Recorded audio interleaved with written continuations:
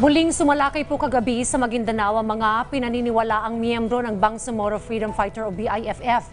Kinumpirma po ni Philippine Army 6th Infantry Division spokesman Lieutenant Colonel Anhovic Atilano ang tangkang pangaharas ng BIFF dakong 9:10 po kagabi sa patrol base ng kanilang 1st Mechanized Battalion sa barangay Labo-Labo, Sharif Aguac, Maguindanao.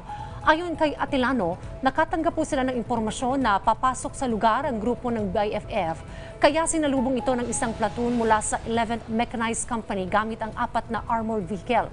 Tumagal po ng tinatayang 20 minuto ang enkwentro sa pagitan ng dalawang panig bago umatras ang mga miyembro ng BIFF. Walang naiulat na casualty sa panig ng militar at mga sibilyan kasunod po ng enkwentro. Agad namang nagsagawa ang tropa ng gobyerno ng clearing at pursuit operation laban sa umatras na armadong grupo.